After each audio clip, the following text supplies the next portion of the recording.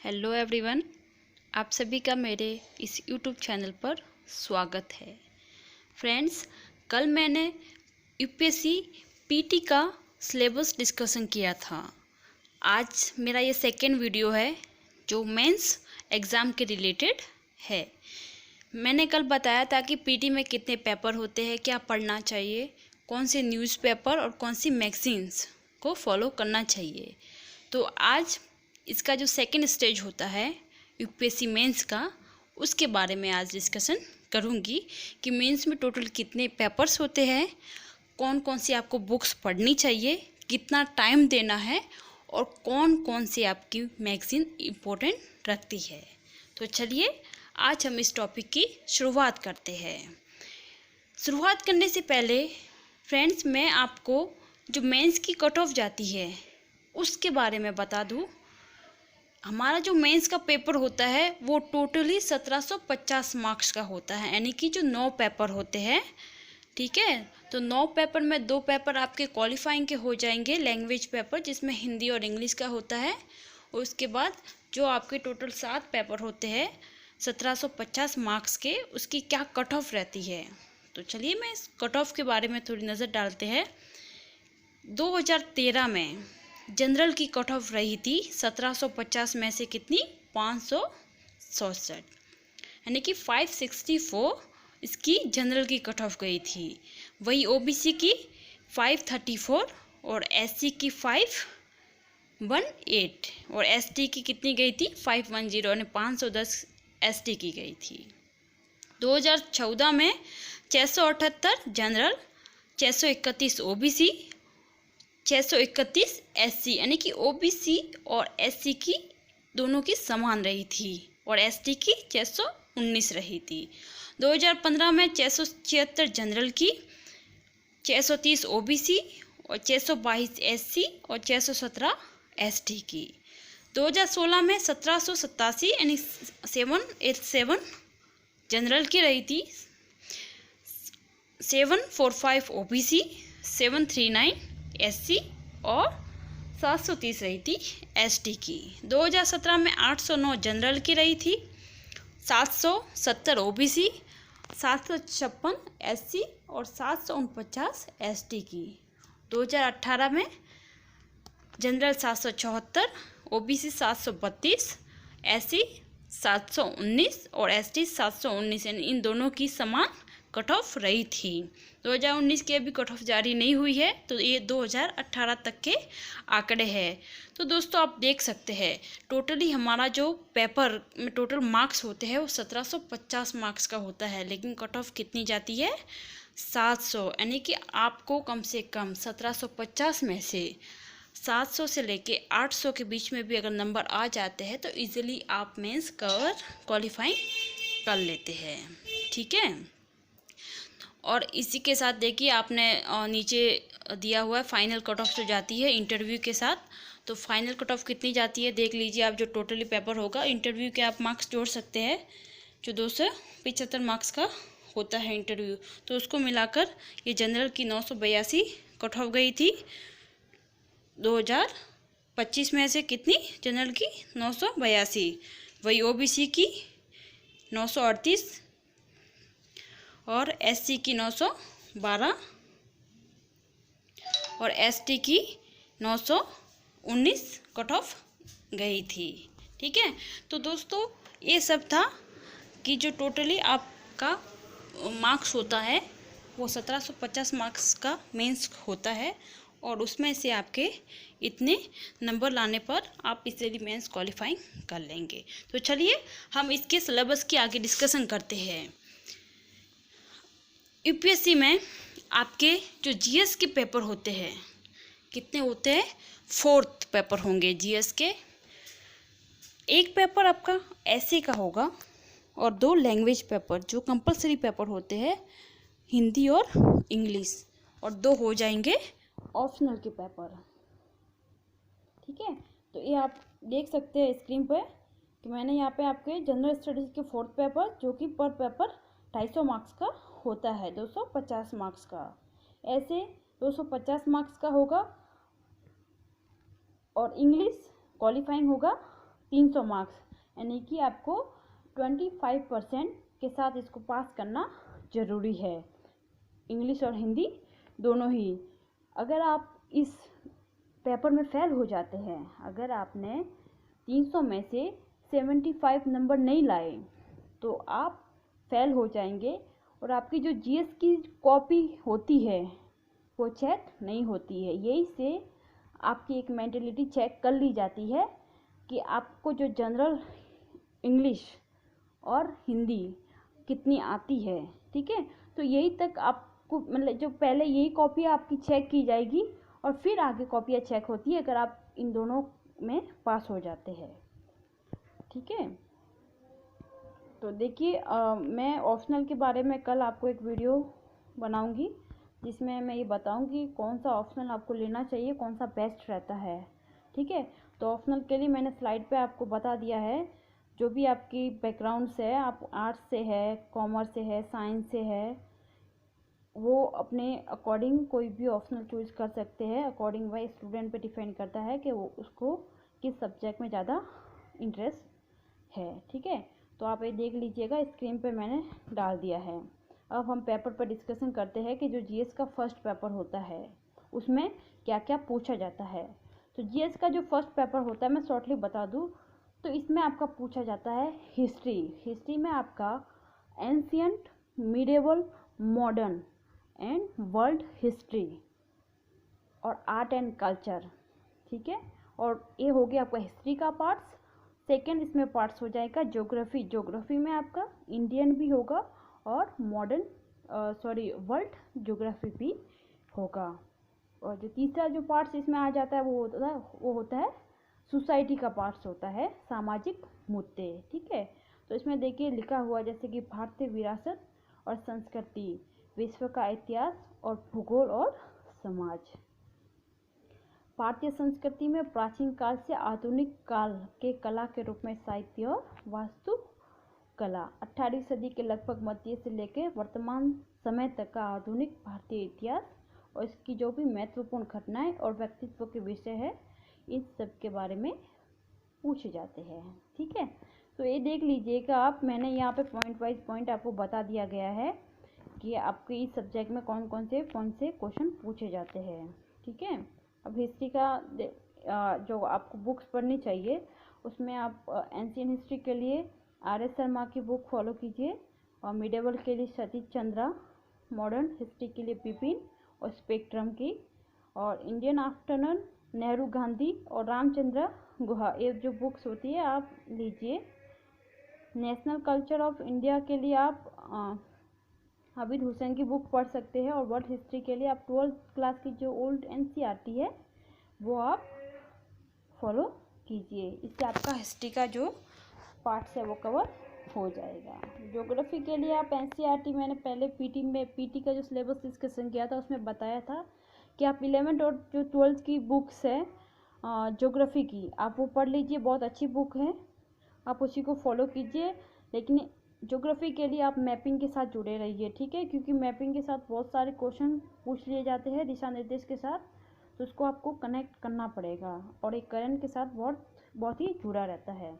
इसी के साथ योजना मैगजीन है, ज्योग्राफी मैगजीन और फिजिकल ज्योग्राफी, ठीक है। इसके लिए आप सवेंद्र सिंह की ले सकते हैं, और ऑक्सफोर्ड स्कूल्स आर्ट्स जो कि 12th तक की एक आपकी मैपिंग का जो बुक्स होता है वो ले लीजिए आप। उसमें आप जो भी टॉपिक पढ़ते हैं तो उसके साथ मैपिंग में कनेक्ट करते रहिए कि ये जगह कहाँ पर है, ठीक है।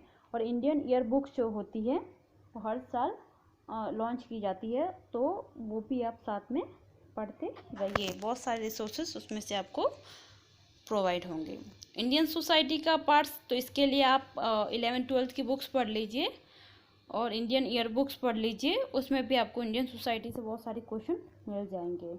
कुरुक्षेत्र की मैगजीन्स लीजिए। सोशल इशू के लिए राम आहूजा की एक बुक आती है, वो बहुत अच्छी बुक है, आप उसको भी एक बार पढ़ लीजिएगा, इससे क्वेश्चन पूछे जाते हैं। और इकोनॉमी सर्वे, ठीक है। तो ये सब आपका फर्स्ट पेपर का था। तो फर्स्ट पेपर में आपको क्या क्या पढ़ना है, ठीक है ना, तो मैंने बता दिया था। इसमें आपको हिस्ट्री, ज्योग्राफी और सोसाइटी और करंट के साथ इसके मुद्दे जोड़े जाते हैं।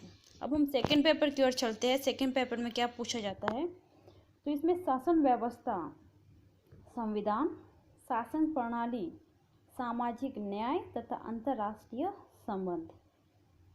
इसमें आपको पॉलिटी, गवर्नेंस और आईआर यानी कि इंटरनेशनल रिलेशनशिप, हमारे देश और विदेश के साथ कैसे राजनीतिक संबंध है, ये सारा मुद्दा करंट के साथ ही जुड़ा रहता है। तो आपको इसके लिए करंट के साथ अपडेट रहना बहुत ज़रूरी होगा, ठीक है। तो आप पॉलिटी के लिए करंट के साथ जुड़े रहिएगा।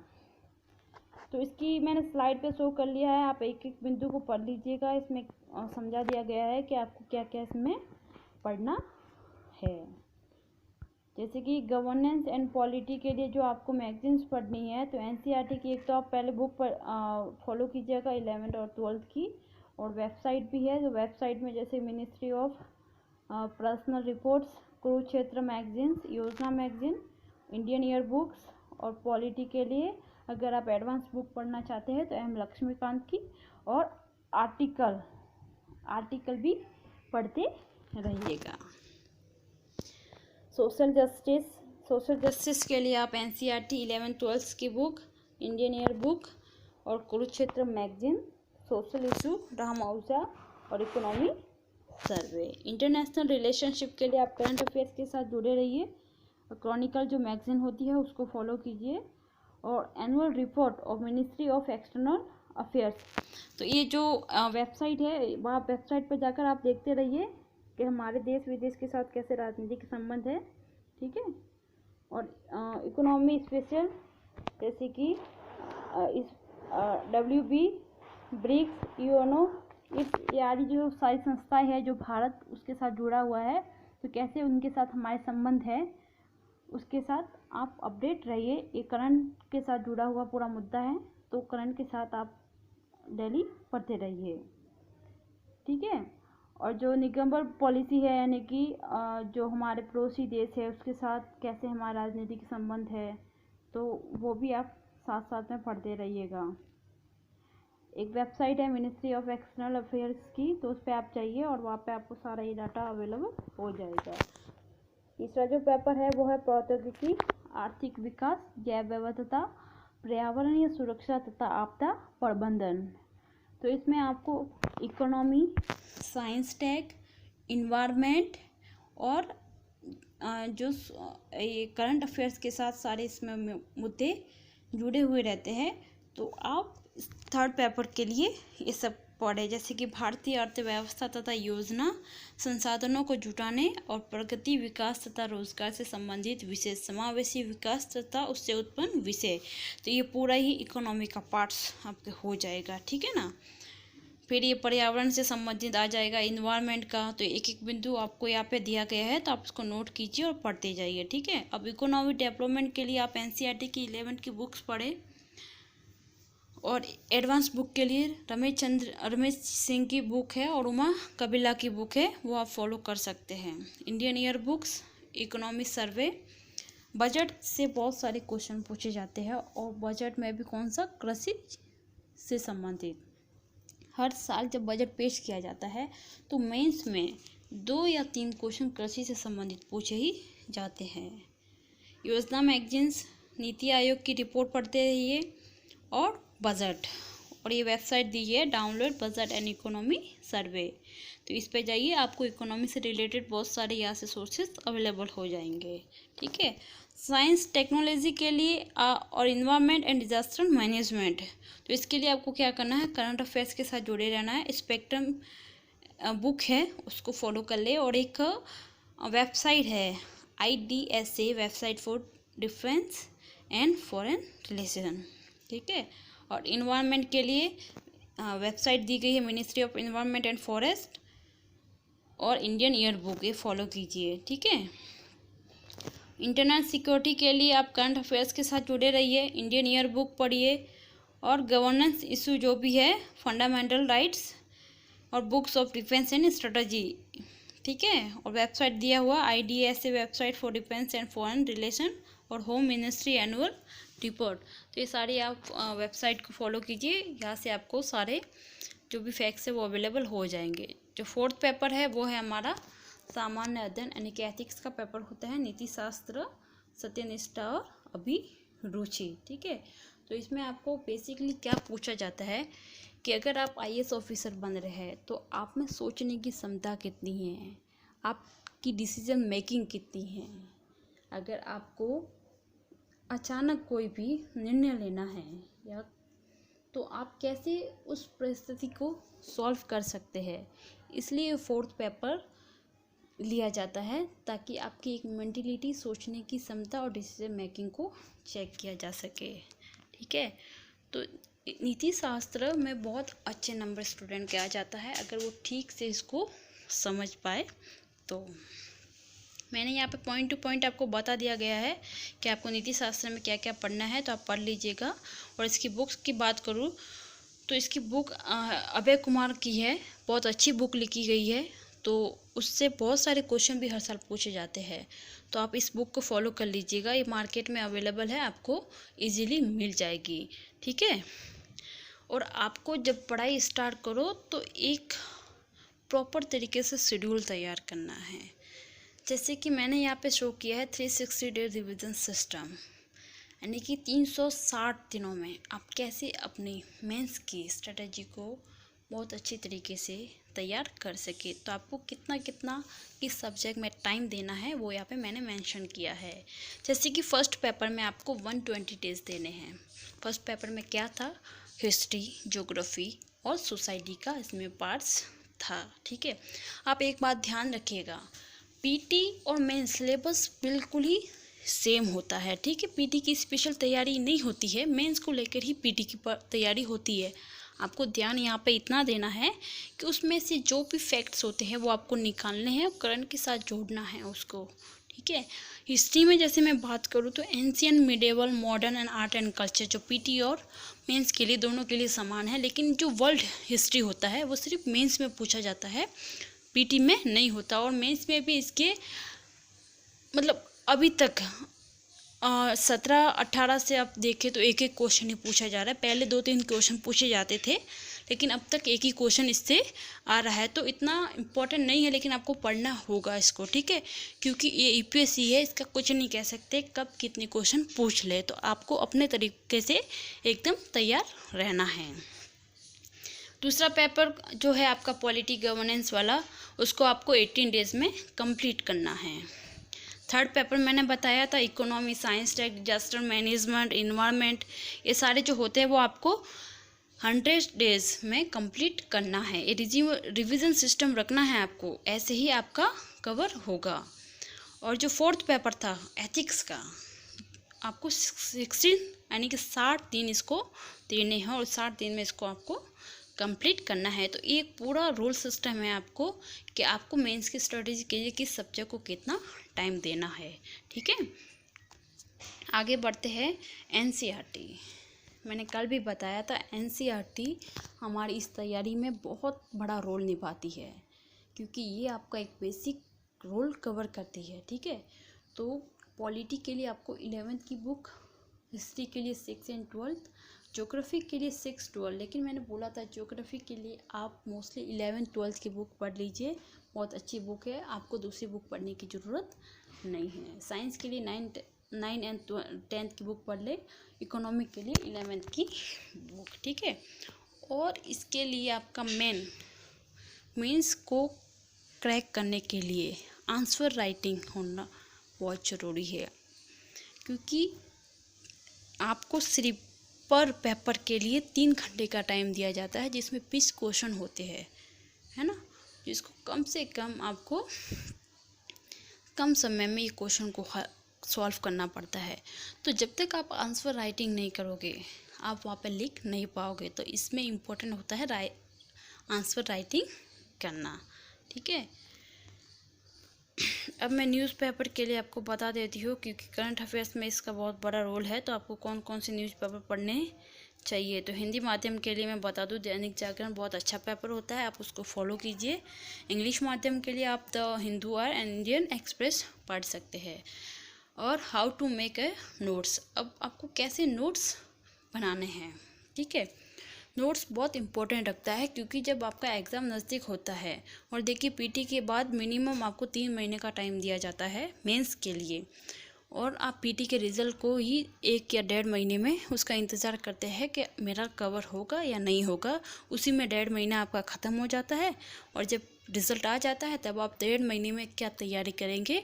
तो आपको पहले से प्रिपेयर रहना है, और अगर आपके शॉर्ट नोट्स तैयार रहेंगे तो आप रिवीजन में आपकी आसानी रहेगी। ठीक है, तो नोट्स कैसे तैयार करने, तो do not make everyone's notes. देखो, आपको सभी टॉपिक के नोट्स नहीं बनाने, कम नोट्स बनाओ, कम नोट्स और ज़्यादा रिवीजन करने की ज़रूरत है। Take notes of priority. ठीक है,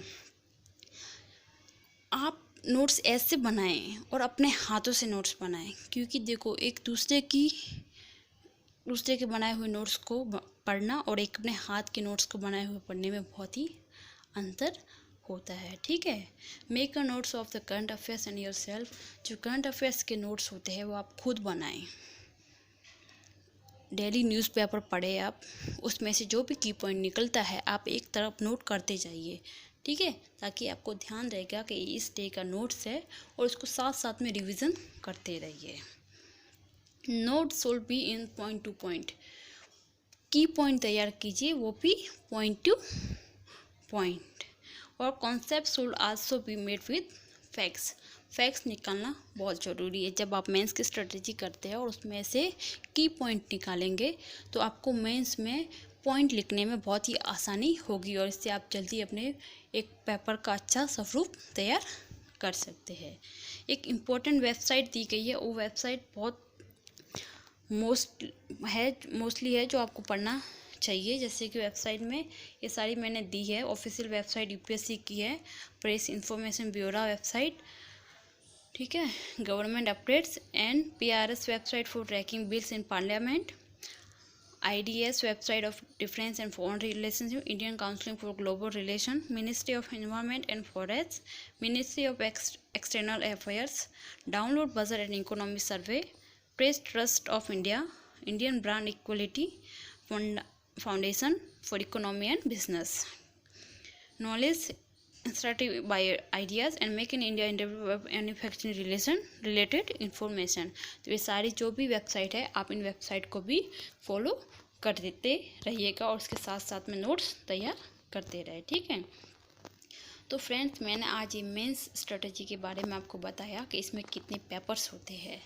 ठीक है, कितने हवर्स में देखिए पर पेपर जो होता है आपका 3 घंटे का होगा, 3 घंटे का टाइम दिया जाएगा। और मैं आपको पेपर में बता दूं कि जो आपके जनरल स्टडी के 4 पेपर होते हैं। आपका जो फर्स्ट पेपर लिया जाएगा ऐसे का पेपर होगा, और जनरल स्टडी के जो 4 पेपर है तो एक दिन में 2 पेपर होंगे। ठीक है, तो एक दिन में 2 पेपर, यानी कि जनरल स्टडी के 4 पेपर 2 दिन में हो जाएंगे। 2 लैंग्वेज के पेपर होंगे और 2 ऑप्शनल के जो पेपर होते हैं। तो ऐसे करके आपका जो टोटली 5 दिन में एग्ज़ाम या कंप्लीट हो जाता है। इसमें आपको मोस्टली ब्रेक नहीं दिया जाता है, मतलब बीच में छुट्टी नहीं होती है।